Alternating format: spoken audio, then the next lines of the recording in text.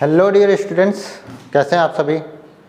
Class 10 CBSE maths का preparation कैसा चल रहा है आप लोग का। और सिर्फ मैथ्स का ही नहीं, अदर सब्जेक्ट्स का भी प्रिपरेशन जोरों शोरों पर कीजिए आप लोग एंड बहुत ही अच्छे मार्क्स गेन कीजिए। सिंस आप लोगों का रिड्यूस्ड फॉर्म में सिलेबस आ चुका है, बहुत ही इजी हो चुका है, सो मार्क्स गेन कर पाना भी बहुत ही इजी हो गया है। बहुत ही शानदार तरीके से आप लोगों का प्रिपरेशन बहुत ही आराम से हो जाएगा। आशा करता हूँ हम लोग के साथ जो फ्री ऑफ कॉस्ट हम लोगों ने एक मैथ्स क्लास 10 सीबीएसई का सीरीज़ जो स्टार्ट करा हुआ है, उसके साथ साथ आप लोग चल रहे होंगे, बहुत अच्छे से प्रिपरेशन चल रहा होगा आप लोगों का। हम लोग चैप्टर 4 अभी पढ़ रहे हैं। Chapter 4 quadratic equation, introduction and exercise 4.1 का क्वेश्चन फर्स्ट के ऑल प्रॉब्लम्स को हम लोगों ने कवर कर लिया है इन लेक्चर 1 एंड लेक्चर 2। अब हम लोग लेक्चर 3 में एक्सरसाइज 4.1 के क्वेश्चन सेकंड के ऑल प्रॉब्लम्स को हम लोग कवर करेंगे। बहुत ही अच्छे से, बहुत ही शानदार तरीके से हम लोग पढ़ रहे हैं। हमेशा की तरह आप लोग के लिए बहुत ही बेहतरीन वीडियोस लेकर के आता रहता हूँ मैं।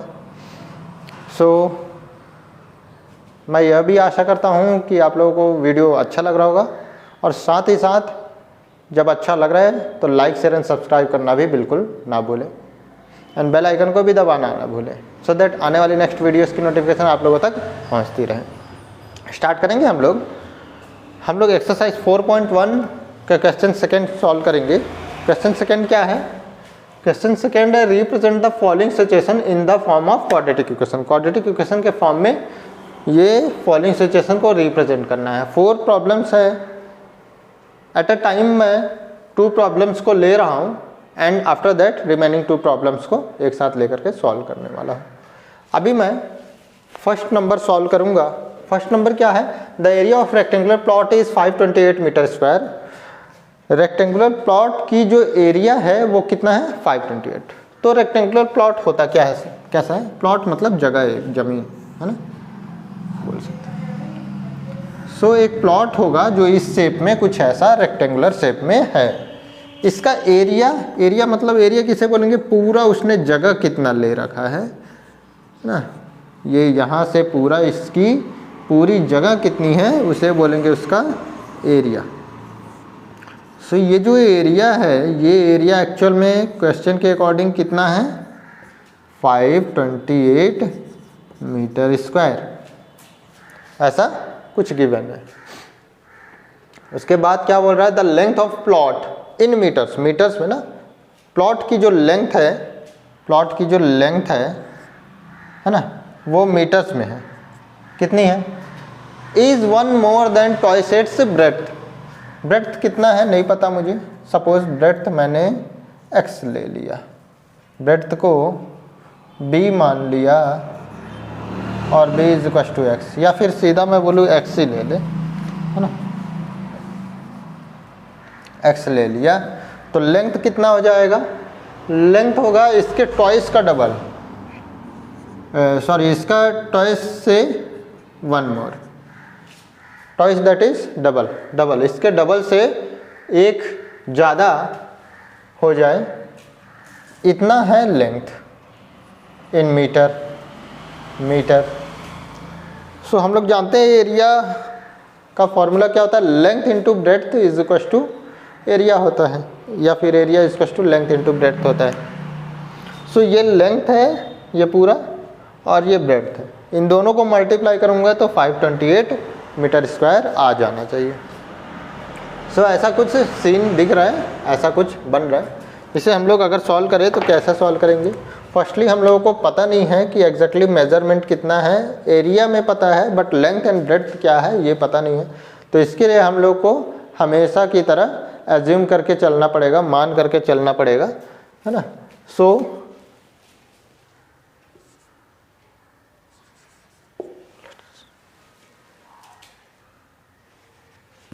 हम लोग देखें,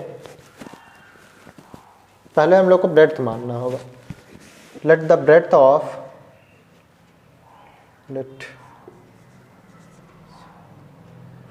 let the breadth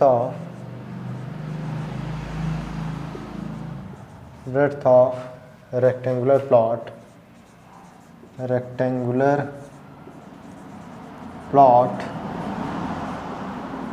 be x meter,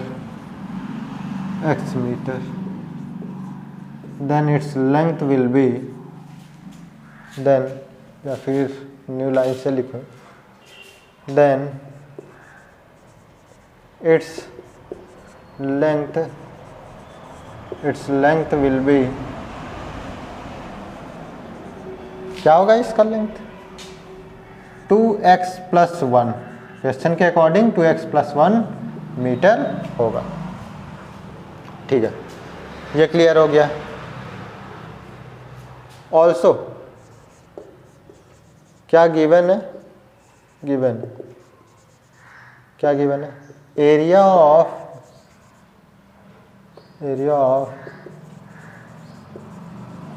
rectangular plot is equal to 528 metre square.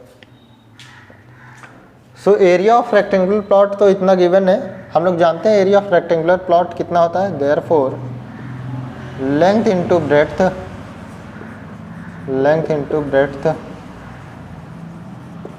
Is equal to 528 metre square. ये मीटर स्क्वायर ना भी लिखें तो चलेगा, बाद में हम लोग समझ लेंगे। 528 मीटर स्क्वायर अभी लिख लेते हैं, इसके बाद में लिखेंगे। लेंथ कितनी है? 2x + 1, 2x + 1। ब्रेड्थ कितनी है? x is equal to 528 metre square. अभी नहीं लिखेंगे, बाद में देखेंगे इसे। x मल्टीप्लाई होगा 2x से, 2x स्क्वायर। x मल्टीप्लाई होगा 1 से +1, बिकॉज यहाँ ब्रैकेट है और ब्रैकेट पूरा का पूरा पार्ट मल्टीप्लाई हो रहा है x से। x से मल्टीप्लाई होगा तो इसे हम लोग बोलेंगे 2x square plus x into 1x। And ये 528 लेफ्ट हैंड साइड शिफ्ट होगा, तो ये प्लस था, अब हो जाएगा ये -528 इज इक्वल टू 0। सो ये हम लोगों का एक रिक्वायर्ड इक्वेशन है, क्वाड्रेटिक इक्वेशन है। So it is the required quadratic equation. ये डायग्राम आप लोगों को नहीं बनाना है, बस एक समझने के लिए मैंने बना लिया है, सो दैट बहुत इजी हो जाए आप लोगों को। ये हम लोग का, so it is the required quadratic equation. और क्या बोला है क्वेश्चन में? We need to find the length and breadth of the plot and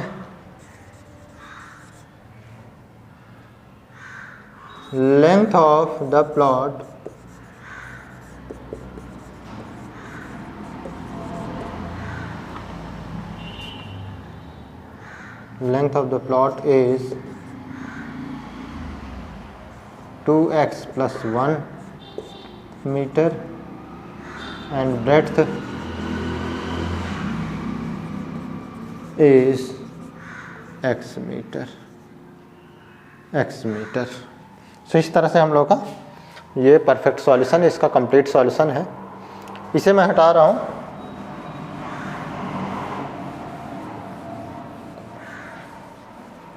first number हम लोगों ने सॉल्व कर लिया है, क्लियर हो रहा होगा, बहुत अच्छे से समझ में आ रहा होगा। नेक्स्ट हम लोग इसके बाद देखेंगे सेकेंड नंबर। मैं थोड़ा स्पेस यहाँ पे बना लूँ।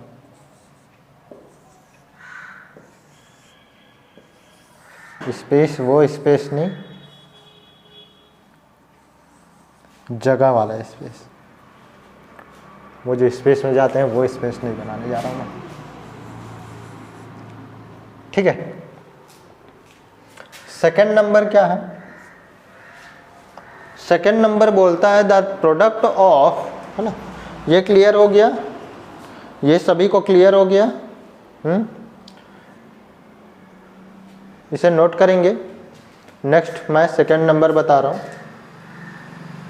The product of 2 consecutive positive integers is 306। 2 positive integer है दो कॉन्जिक्यूटिव पॉजिटिव इंटीजर, कॉन्जिक्यूटिव मतलब लगातार, कॉन्जिक्यूटिव मीन्स लगातार। सो कॉन्जिक्यूटिव ऐसे दो लगातार इंटीजर्स जिनका प्रोडक्ट कितना आएगा, जिनका प्रोडक्ट कितना आ रहा है 306। We need to find the integers, हमें इंटीजर्स फाइंड करना है।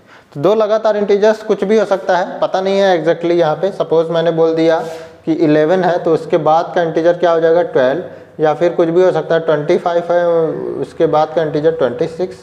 सो इस तरह के कई सारे इंटीजर्स हो सकते हैं, बट यहाँ पे हम लोग को ना तो फर्स्ट इंटीजर पता है कौन सा है, ना ही सेकेंड इंटीजर पता है कौन सा है। सो इसके लिए वो भी पॉजिटिव इंटीजर है। सो इसके लिए हम लोगों को देखना है पॉजिटिव इंटीजर मतलब ग्रेटर देन 0, 0 से बड़ा कोई इंटीजर है, ठीक है। सो क्या हो जाएगा, कोई भी पॉजिटिव इंटीजर, दो पॉजिटिव इंटीजर ले लिया और उनका प्रोडक्ट करेंगे, उन दोनों का प्रोडक्ट कितना आना चाहिए 306 आना चाहिए। कितना आना चाहिए 306 आना चाहिए। बट एग्जैक्टली कौन सा इंटीजर है ये नहीं पता है, तो इसके लिए हम लोग को फिर से एज्यूम करना पड़ेगा, फिर से मान के चलना पड़ेगा। मानेंगे तो क्या मानेंगे हम लोग, कैसे मानेंगे। सपोज एक x मान लिया तो क्या दूसरा y मान लूँ क्या, या दूसरा y मान लूँ क्या, नहीं, ऐसा नहीं है ना, ये गलत हो जाएगा, ऐसा लेने से गलत हो जाएगा। फिर क्या करेंगे हम लोग, क्या करेंगे यहाँ पे देखते हैं क्या कर सकते हैं हम लोग। इस 11 को मैंने 11 तो लिख लिया, नेक्स्ट नंबर जो है वो उसे मैं कैसा लिख सकता हूँ 11 + 1 लिख सकता हूँ या नहीं। 11 में ही +1 कर दिया तो नेक्स्ट नंबर मिल गया मुझे कॉन्जिक्यूटिव नंबर। इसी तरह से इस 25 को तो 25 लिख लिया, 25 को 25 लिख लिया। नेक्स्ट नंबर अगर मैं लिखूँ तो क्या हो जाएगा, ये नेक्स्ट नंबर हो जाएगा 25 + 1, 25 + 1। ये क्लियर हुआ। नेक्स्ट कैसे मिल रहा है हम लोगों को। इसी तरह से अगर मैं फर्स्ट इंटीजर x मान लूँ तो सेकेंड इंटीजर क्या हो जाएगा x + 1। फर्स्ट इंटीजर x अगर है तो सेकेंड इंटीजर क्या हो जाएगा x + 1। जैसा कि यहाँ पे लिया ये 11, फिर 11 + 1, 25, 25 + 1। इसी तरह से x लिया तो x + 1। ये 2 कॉन्जिक्यूटिव इंटीजर्स, ऐसा हम लोग को मान करके चलना पड़ेगा, लेकर चलना पड़ेगा। उसके बाद क्वेश्चन के कंडीशन के अकॉर्डिंग हम लोग सॉल्व करेंगे। सो क्या मानेंगे, let the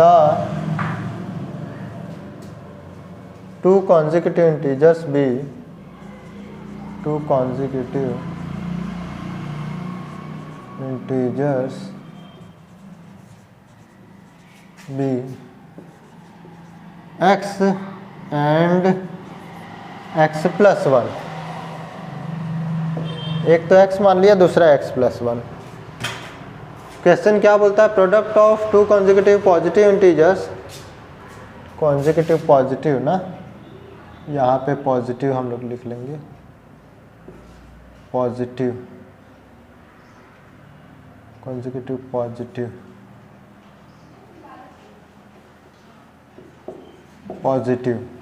consecutive positive integers be x and x + 1। then according to question के अकॉर्डिंग क्या हो जाएगा, product of 2 consecutive integers, product of 2 consecutive integers, 2 consecutive positive integers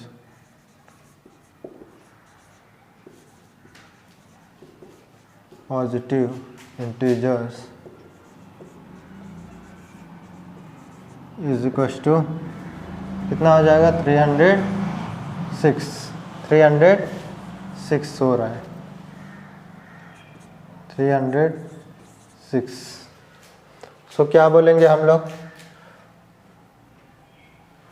first integer क्या है x, सेकेंड इंटीजर क्या है x + 1, इन दोनों का product 306।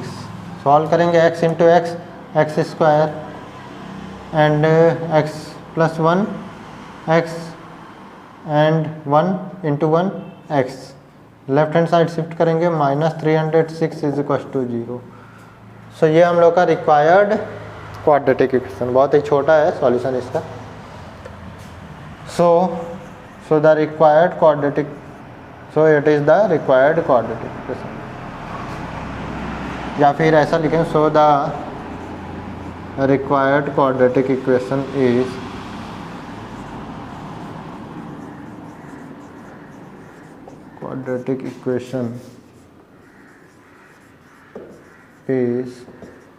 x square plus x minus 306 is equals to 0. And और क्या find, we need to find the integers, and the integers are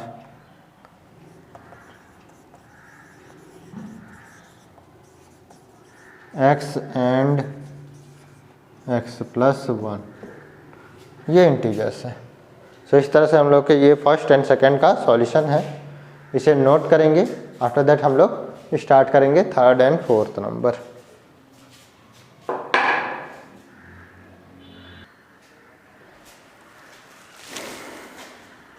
question third हम लोग देखेंगे। क्वेश्चन थर्ड क्या है?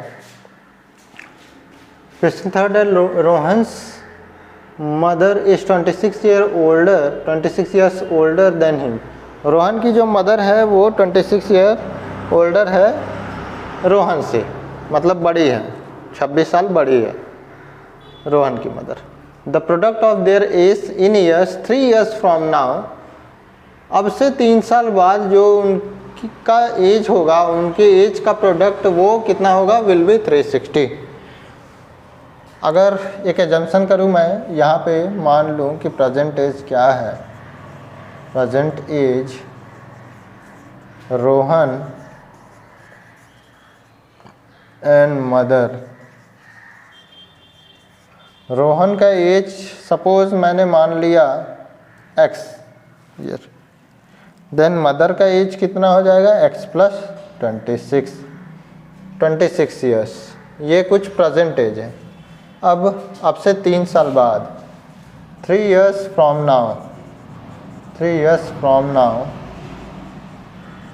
अब से 3 साल बाद का एज, रोहन की एज, रोहन एंड मदर दोनों की एज क्या हो जाएगी? रोहन की एज ये 3 साल बड़ा हो जाएगा, रोहन 3 साल बड़ा हो जाएगा 3 साल बाद।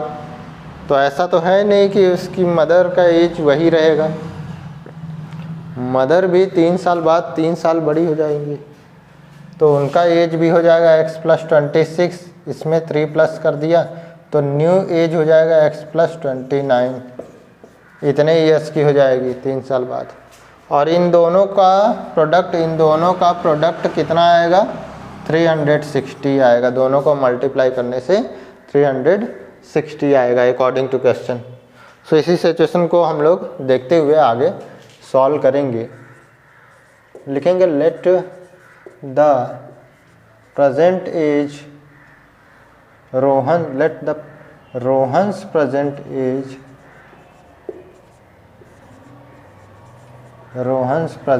एज बी x ईयर्स का प्रेजेंट एज हो जाए रोहन का।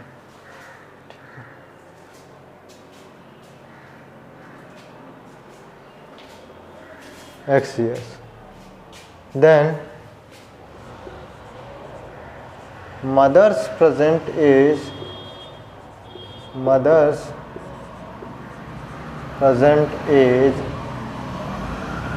will be x plus 26 years। Age years में है, ऑलरेडी क्वेश्चन में गिवन है। अगेन फिर से हम लोग देखेंगे 3 years from now, 3 years from now Rohan's as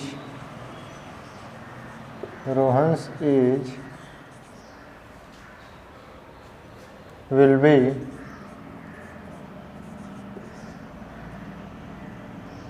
x plus 3, इतने साल का हो जाएगा। इसे मैं हटा रहा हूँ।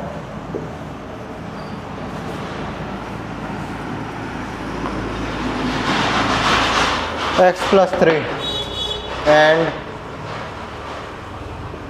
मदर्स एज विल बी, 3 साल के बाद का एज होगा ना ये, mother's age will be is equal to x+29 + 3 is equal to ये 26 था ना, 29 इतने ईयर्स की हो जाएगी। But according to question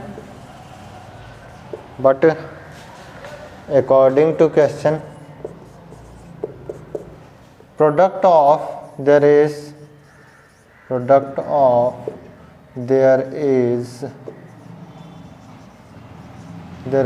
3 years from now, 3 years from now is equal to 360। तो उनका 3 साल के बाद का एज क्या है? एक तो x+3 था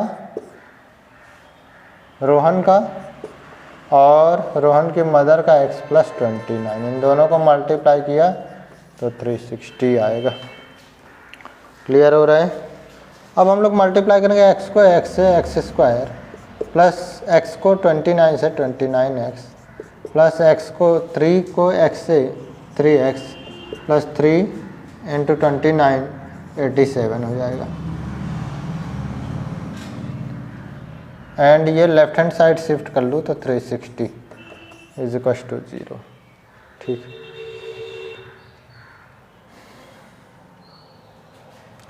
अब इसे सॉल्व करूँ मैं तो x² प्लस ये दोनों पार्ट मिलके 32x प्लस ये माइनस आएगा, माइनस ये दोनों पार्ट मिलके 273 is equal to 0।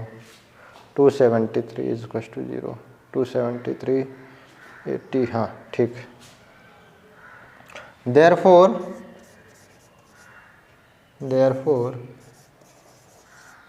the required quadratic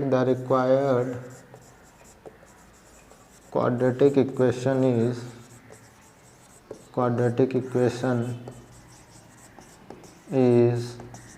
required quadratic equation क्या है? x² plus 32x minus 273 is equal to 0।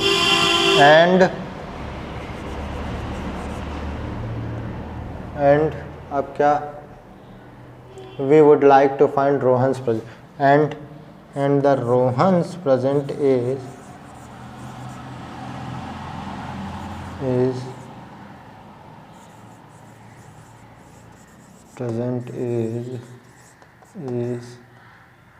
is x years। So Rohan का जो प्रेजेंट एज है वो x years है। x को हम लोग अगर स्प्लिटिंग मेथड से सॉल्व करें तो ये आ जाएगा, बट अकॉर्डिंग टू क्वेश्चन हम लोग को सॉल्व नहीं करना है, सिर्फ क्वाड्रेटिक इक्वेशन के फॉर्म में रिप्रेजेंट करना था।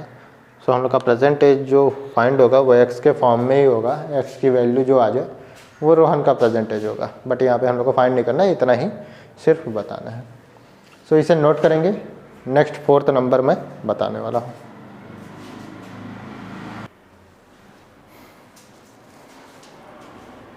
सो अब हम लोग 4th नंबर क्वेश्चन सेकेंड का प्रॉब्लम नंबर 4th हम लोग सॉल्व करेंगे। प्रॉब्लम नंबर 4th क्या है? अ train travels a distance of 480 kilometre at a uniform speed. एक ट्रेन है, एक यूनिफॉर्म स्पीड से 480 किलोमीटर का डिस्टेंस ट्रेवल कर रहा है। सपोज दैट मैंने बोल दिया कि यहाँ पे से ट्रेन स्टार्ट किया और यहाँ तक जा रहा है। सपोज ये पॉइंट ए है, पॉइंट बी, पॉइंट ए से पॉइंट बी, स्टेशन ए से स्टेशन बी तक ट्रेन जा रहा है और इसका डिस्टेंस 480 किलोमीटर है। पूरा 480 किलोमीटर का डिस्टेंस कवर कर रहा है और वो भी इस यूनिफॉर्म स्पीड से। यूनिफॉर्म का मतलब क्या है? सेम स्पीड से, स्पीड ना तो कम हो रहा है ना ज़्यादा हो रहा है, एक ही स्पीड से बस जाता रह रहा है। सो सेम स्पीड से जा रहा है, 480 किलोमीटर का डिस्टेंस उसने कवर किया। If the speed had been 8 kilometre per hours, अगर स्पीड 8 किलोमीटर पर आवर्स कम हो जाए, है ना, 8 किलोमीटर पर आवर्स। देखो इनिशियली फर्स्ट केस 1 में अगर मैं मानूं कि स्पीड क्या था, स्पीड अगर मैं मान के चलूं s kilometre per hours, s कितना है s, स्पीड को s मान लेंगे यहाँ पे हम लोग, s किलोमीटर पर आवर्स ये स्पीड है ना। तो s किलोमीटर पर आवर्स कितना डिस्टेंस जा रहा है, टोटल 480 किलोमीटर का जा रहा है। जाते जाते इसने यहाँ तक कवर किया, तो कितना टाइम लगा, मान लो सपोज t टाइम लगा उसे। तो एक्चुअल में फॉर्मूला क्या होता है, speed is equal to distance divided by time, ठीक है। सो क्या मैं बोल सकता हूँ कि यहाँ पे अगर मैं टाइम निकालूँ तो क्या निकलेगा मुझे, मेरे लिए टाइम अगर निकालूँ मैं तो ये स्पीड चला जाएगा टाइम के प्लेस पे, so distance divided by speed, ये हो जाएगा टाइम, है ना, इन आवर्स, है ना। सो इतने घंटे लगेंगे उसे जाने में 480 किलोमीटर का, ऐसा क्वेश्चन के अकॉर्डिंग हमने फाइंड किया। तो क्या हो जाएगा, डिस्टेंस क्या था 480 एंड स्पीड क्या था s। तो ये हम लोग का फर्स्ट केस मिल गया, फर्स्ट केस में टाइम हम लोग को मिल गया। एंड यहाँ से अगर मैं देखूँ तो टोटल डिस्टेंस दोनों को मल्टीप्लाई करना, time into speed is equal to 480 kilometre हुआ, हो गया। केस 2 क्या बोल रहा है, ये केस 1 था, केस 2 क्या बोल रहा है, केस 2 क्या बोल रहा है, केस 2 बोल रहा है कि अगर स्पीड 8 किलोमीटर पर आवर्स कम कर दी जाए तो जितना टाइम पहले लगता था उससे 3 घंटे ज़्यादा लगेगा। सपोज़ यहाँ पे ये कितने बजे पहुँच रहा है, ये सपोज़ 12 बजे पहुँच रहा है दोपहर को, 12 नून को, दोपहर 12 बजे ये पहुँच रहा है एक स्पीड से, कांस्टेंट स्पीड से जा रहा है। तो और अगर स्पीड इस बार क्या हो जाए, s जो था उससे 8 किलोमीटर पर आवर्स कम कर दिया, तो s minus 8 kilometre per hours हो जाए। इस बार स्पीड ये हो जाए तो क्या हो जाएगा, ये टाइम कितना लेगा, ये 3 घंटे ज़्यादा लेगा सेम डिस्टेंस को कवर करने में, सेम डिस्टेंस को कवर करने में। यहाँ पे हम लोग देख सकते हैं, यहाँ पे t, अब क्या हो जाएगा, ये दोनों पार्ट, पहले टाइम कितना लगता था, t टाइम लगता था, अब टाइम कितना लगेगा, t से 3 आवर्स ज़्यादा लगेगा। अगर t से 3 आवर्स ज़्यादा लगेगा अगर स्पीड जो s था पहले वो s माइनस 8 हो जाए, मतलब स्पीड 8 किलोमीटर पर आवर्स कम हो जाए। इन दोनों को मल्टीप्लाई करने से डिस्टेंस तो सेम ही आएगा, 480 किलोमीटर का, 480 किलोमीटर का ही डिस्टेंस आ जाएगा। सो अगर मैं देखूं ये इक्वेशन 1 बन जाए और ये इक्वेशन 2 बन जाए और इन दोनों को हम लोग सॉल्व करें तो यहाँ से हम लोगों को स्पीड फाइंड कर पाएंगे, हम लोग स्पीड फाइंड कर पाएंगे। बिकॉज यहाँ t इंटू एस ये इक्वल हो जाएगा t plus 3 and s minus 8 की, ठीक। सॉल्व करें, t into s, t into s t s, t into 8 minus 8t, 3 into s plus 3t 3s,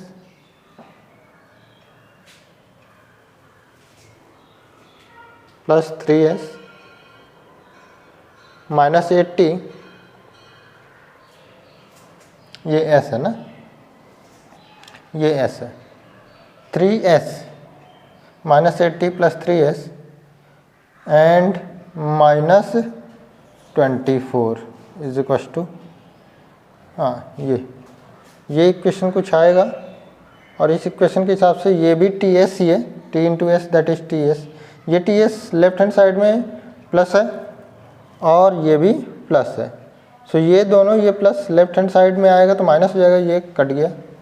यहाँ पे क्या बचा, ये 0 ही रहने दूंगा, ये है -8t प्लस 3s माइनस 24। या फिर इस पूरे पार्ट को मैं इधर लाऊं तो 8t plus 3s minus 24 is equal to 0। 8t plus 3s minus 24 is equal to 0। और अगर मैं s के फॉर्म में इसे कन्वर्ट करूँ तो मैं यहाँ से देखूँ t की वैल्यू क्या थी, 480 डिवाइडेड बाई s। सो यहाँ पे मैं 8 इंटू 480 डिवाइडेड बाई s कर लूँ प्लस 3s कर लूँ minus 24 is equal to 0।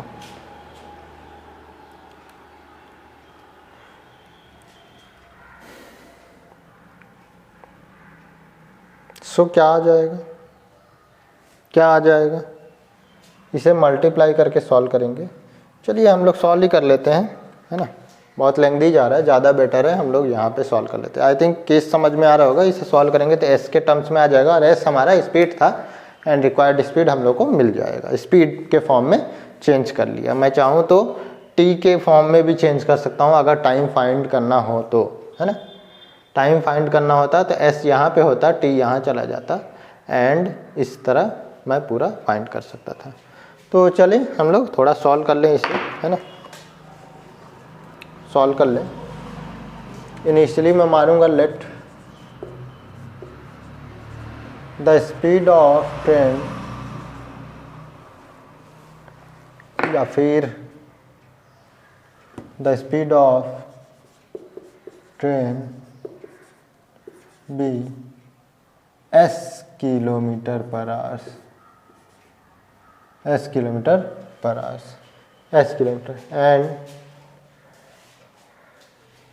and total distance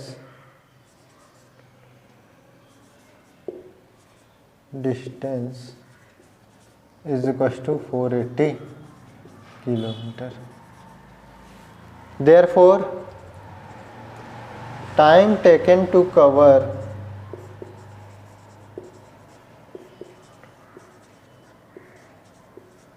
480 kilometre is equal to, ये टाइम निकल रहा है ना, कितना हो जाएगा 480।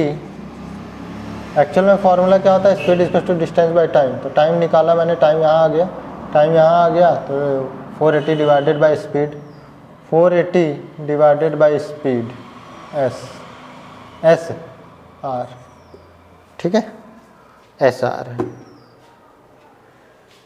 एग्ज़ाम में आप लोग s की जगह पे x मान सकते हैं, p मान सकते हैं। यहाँ पे s लेने से कन्फ्यूज़न ये हो सकता है कि जो चेक करने वाले होंगे चेकर में भी वो बाय मिस्टेक s को 5 भी समझ सकते हैं। सो ज़्यादा बेटर होगा आप सभी s की जगह पे कुछ और भी ले सकते हैं। मैं यहाँ पे एक्सप्लेन कर ले रहा हूँ।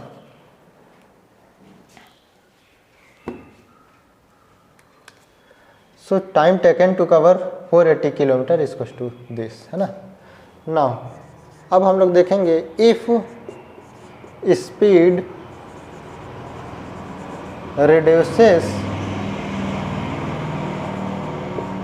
to 8 kilometre per our,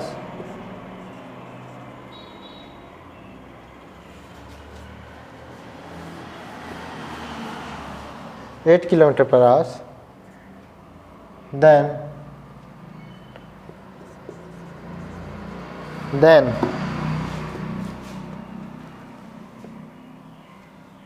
it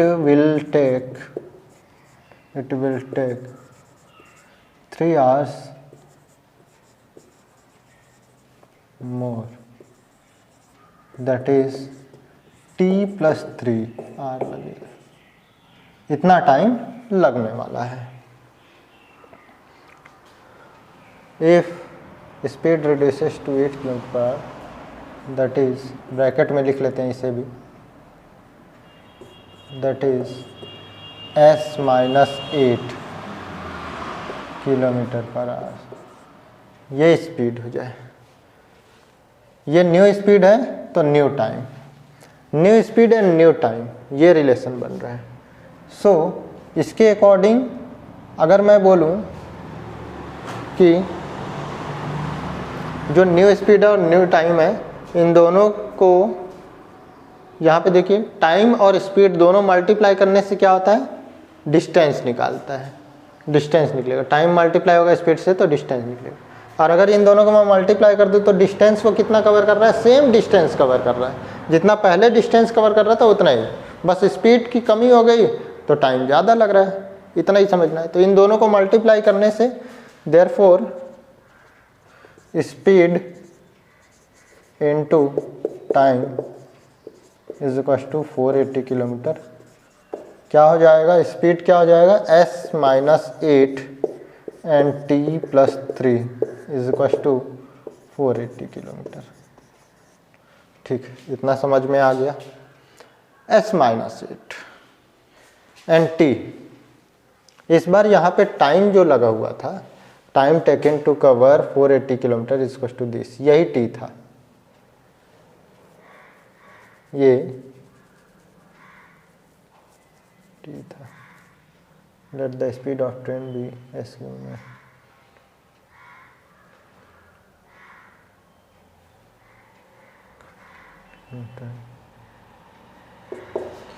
इसे थोड़ा सा और आगे लिख लें हम लोग, that is t is equal to, इसे हटा रहा हूं मैं,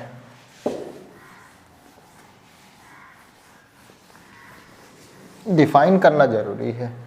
that is t is equal to 480 divided by s, where t is time, जहाँ t क्या है, टाइम है। सो इस तरह से मैं t is equal to 480 divided by s लिख लिया मैंने। मतलब इसका जहाँ भी यहाँ पे t है वहाँ पे मैं s, ये 480 डिवाइडेड बाई s लिख सकता हूँ। 480 divided by s plus 3, 480 kilometre, 480 kilometre. Solve करेंगे इसे तो क्या आ जाएगा, s माइनस 8 एंड यहाँ पे ये सॉल्व होगा 480 plus 3s divided by s is equal to 480। Solve करेंगे इसे, s माइनस 8 मल्टीप्लाई होगा 480 से, सो 480 ये इससे मल्टीप्लाई हो जाएगा, s into 480, 480s, s into 3s plus 3s square, ठीक है। एंड अब 8 मल्टीप्लाई करें तो माइनस 8 0 जा 0, 8 जा 64, कैरी 6, 8 4 जा 32, 6 38 एंड देन ये मल्टीप्लाई होगा तो minus 24s is equal to 480s। ठीक, अब हम लोग इसे सॉल्व करें तो क्या आएगा, इसे सॉल्व करें तो क्या आ जाएगा,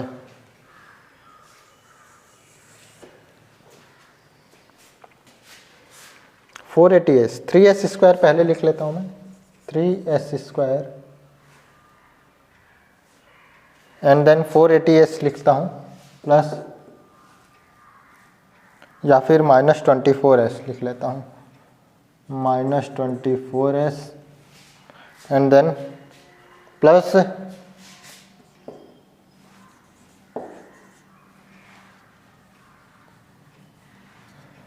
480s, ये प्लस 480s एंड देन यहाँ पे देखो प्लस 480s, ये लेफ्ट हैंड साइड आएगा तो ये भी माइनस 480s हो जाएगा।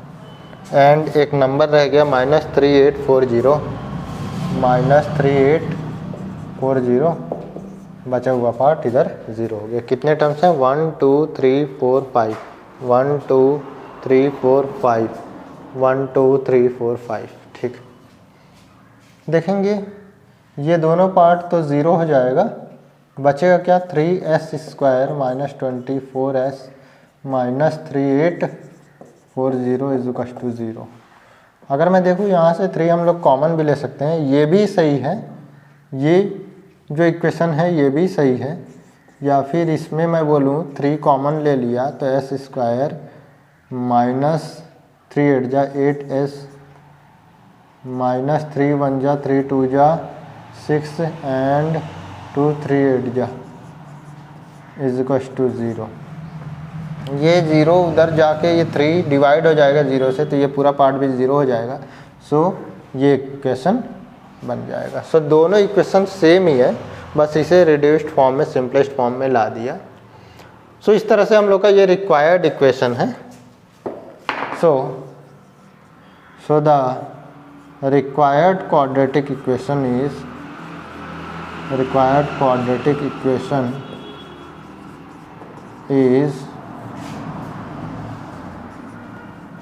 जो रिक्वायर्ड क्वाड्रेटिक इक्वेशन है वो क्या है, s² minus 8s minus 1280 is equal to 0। और क्या फाइंड करने के लिए बोला है, we need to find the speed of train